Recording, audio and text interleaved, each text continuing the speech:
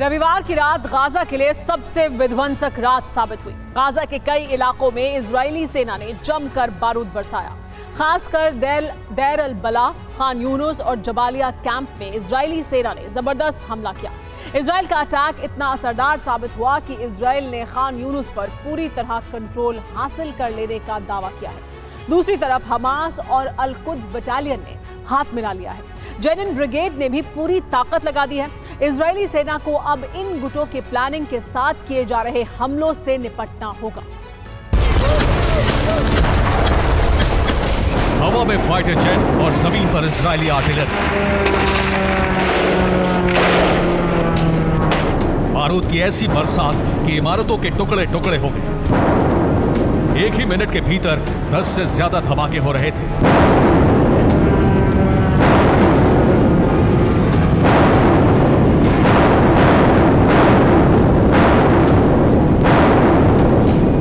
इतना तेज प्रहार कि हमास लड़ाकों के पास भागने का कोई मौका ना हो।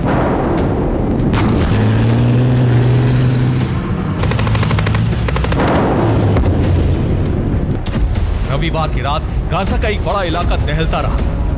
Rafa border, Khan Younis, Shujaiya camp, Juhr al Dik, Beit Lahia और जबालिया इलाकों में भारी बमबारी की गई।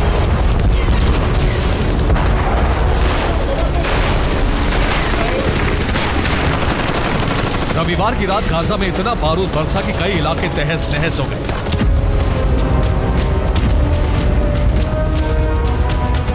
खान यूनुस को घेर चुके इजरायली फोर्स ने यहां रिहायशी इलाकों से लेकर अस्पतालों तक पर गोलाबारी की।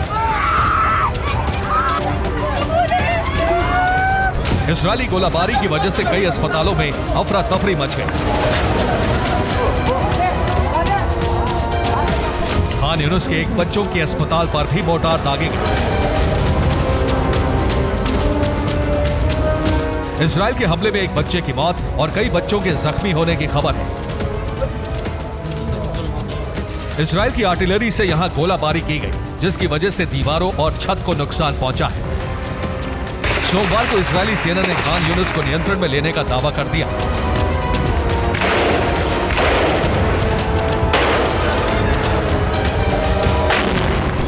इजरायली सेना के मुताबिक खान यूनुस ब्रिगेड के ठिकानों पर छापेमारी हुई। खान यूनुस ब्रिगेड के कमांडर के ठिकाने तक सेना पहुंच गई। खान यूनुस में कई सुरंग और तहखानों की तलाशी ली गई।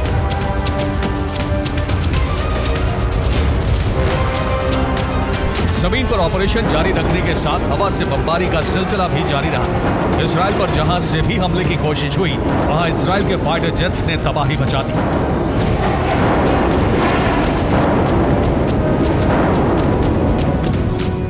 लिब्ना इलाके में इजरायल का हवाई हमला। इजरायल पर एंटी टैंक मिसाइल दागने की कोशिश। लिब्ना में हमास के ठिकाने पर इजरायल ने बमबारी की, लेकिन अभी हमास की अनगिनत सुरंगें सेना के लिए मुसीबत बनी हुई है।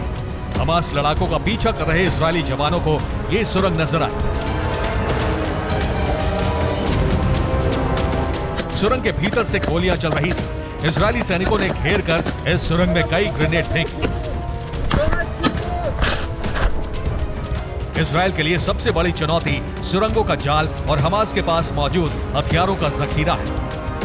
यही वजह है कि इजरायल अब हमास के वेपन रूट को खत्म करने वाला है, ताकि भविष्य में इजरायल को ऐसी मुसीबत से सामना ना करना पड़े।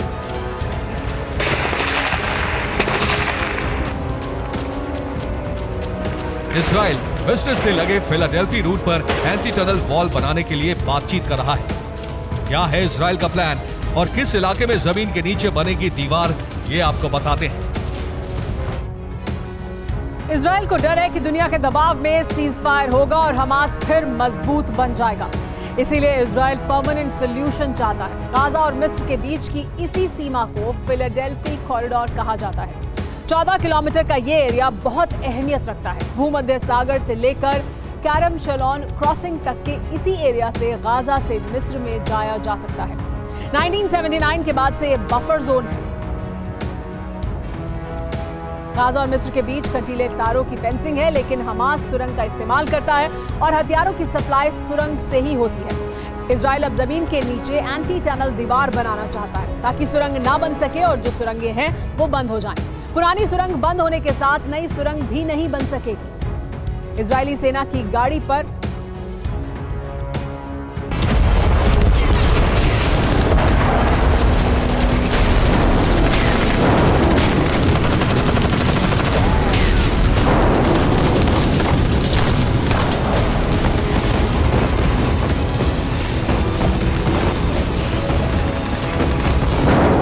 राफा बॉर्डर के करीब लगातार बमबारी की वजह भी यहां मौजूद सुरंगें हैं।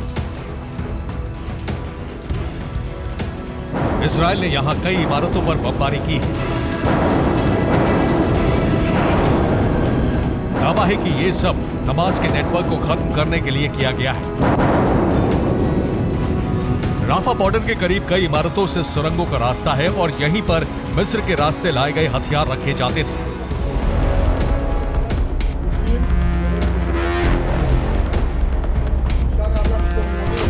हालांकि नुकसान इजरायल को भी उठाना पड़ रहा है। अल कुद्स ब्रिगेड ने वीडियो जारी किया है और दावा किया है कि इजरायल को अपने कई टैंक गंवाने पड़े हैं।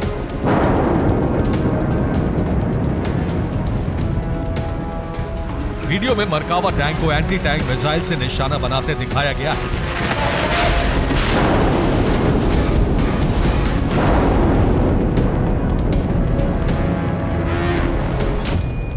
गाजा के स्वास्थ्य मंत्रालय का दावा है कि सिर्फ जबालिया कैंप में 90 लोगों की मौत हो गई है। गाजा में मारे गए लोगों में 70% संख्या बच्चे और महिलाओं की है। दराज इलाके में 12 लोगों की मौत हो गई।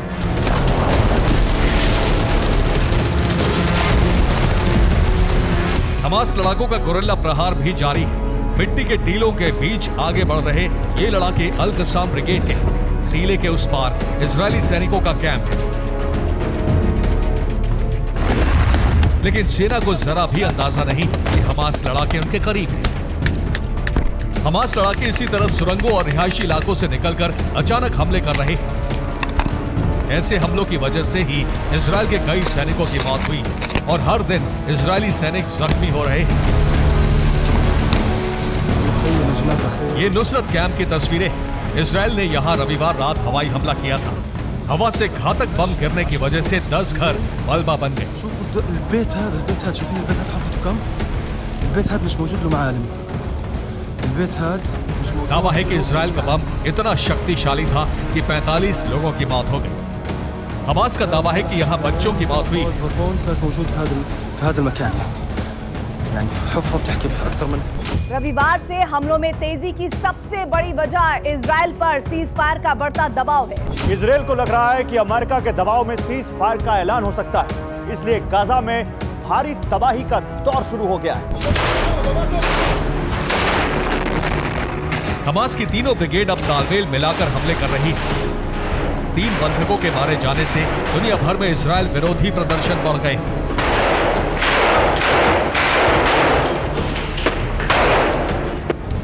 और इजरायल में भी नेतन्याहू पर प्रेशर बढ़ रहा है। ऐसे में हमास की कोशिश यही है कि ज्यादा से ज्यादा हमले करके इजरायल की मुश्किलें बढ़ाई जाएं।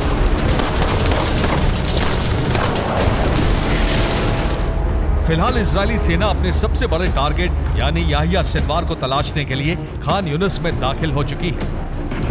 इजरायली सेना यहां हमास नेताओं से जुड़े तमाम इमारतों की तलाशी ले रही है और कुछ इलाकों में हमास के लड़ाके और सेना के बीच आमने सामने की जंग चल रही है।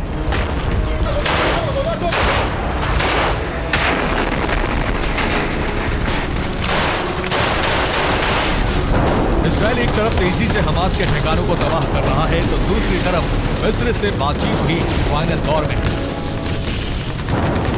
ताकि बॉर्डर पर मौजूद हमास के सीक्रेट रास्तों को हमेशा के लिए बंद किया जा सके। Bureau report, TV 9 Bharat.